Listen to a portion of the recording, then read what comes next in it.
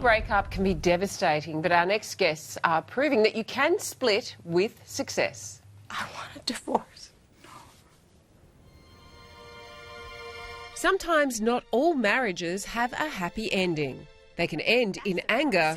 Worrying about how I'm going to get my kid through college. Brenda, That's embarrassing. You know something? You never listen. For 20 years, you never ever listen. Or amicably. You guys have been separated for 6 months. You're getting divorced. And you spend every day together as if like it's no big deal. We are separated and we're friends. It's the perfect breakup. Nikki DiBartolo and Ben Heldfond know this better than most.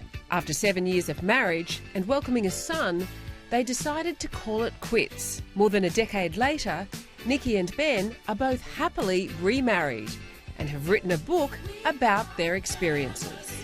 It's called Happy Divorce, How Ending Our Marriage Brought Us Closer Together. And we're delighted to say the happy uncouple, Nikki and Ben, join us now from Florida. Good morning to both of you. Nikki, no matter how friendly you could be with an ex, writing a book with them about your divorce, that is next level. So why did you two decide to do this? Well, I think part of it was because he made me do it. No, I'm kidding. Well, we had so many people talking to us and, you know, writing to us on Facebook and telling us, you know, how did you guys do it? What made you guys, you know, can't you guys write a book? It would be really great to hear your side of the story. So as time went on, we finally said, okay, you know what, enough people have said something to us, why don't we just do this? Ben, so that's pretty much why we ended up doing it. Yeah. Ben, you were best friends before you got married. Can you take us through how everything changed? Well, I think that's a longer story, but I think the one thing that we did or tried to do for a long time there was try to fit a square peg in a round hole. And we were at the age where people were starting to get married. We'd been dating a while. And then what happened was I think we continued, instead of quitting and realizing that a square peg doesn't go in a round hole, we kept on trying to do it and eventually got madder and madder that it didn't fit.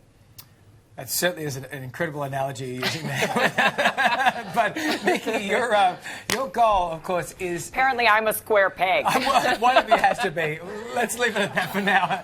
But, Nikki, this undertaking of the Happy Divorce, though, it was in seriousness to protect your son, Asher, that you both had together. So how was that with him? How was he adjusting with that? Well, I think the good thing with Asher was we started this and we had this bond together, Ben and I, that we said that from as soon as this started, like he was about 3.5 when we got divorced, that we started doing it then. So our life now and our family's life has become normal for him. So if we had our life any other way, he would think it was strange. Other people may look at us like we're strange, but he thinks it's completely normal. That's great. Although I think, too, I mean, as normal as it is for him, I think that it's very difficult for him to still have to bounce back and forth from house to house. But it's pretty much become our normal. Gotcha. Now, Ben, you and Nikki have both remarried. You just live a few houses down from each other and you often go on joint holidays. So what was the process of blending your families like?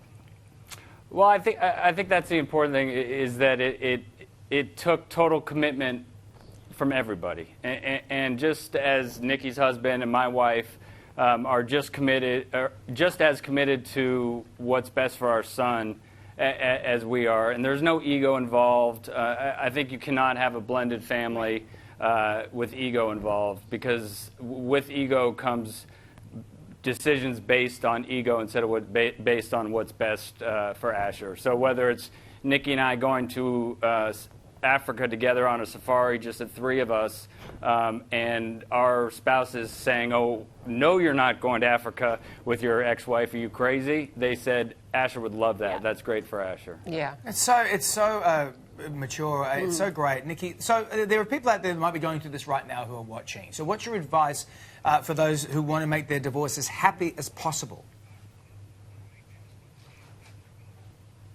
It's not about you. It's about your child.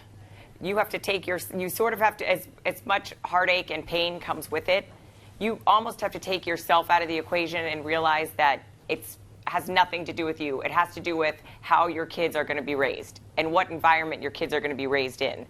And you want, I mean, obviously you want your kids to be raised in an environment that is going to do what's best for them. So that's basically how we managed to do this. Well, it's really a fascinating story. Thank you both for being on the show, and we can't wait to read the book. Our Happy Divorce is out now. Thanks, guys. Thank you so much.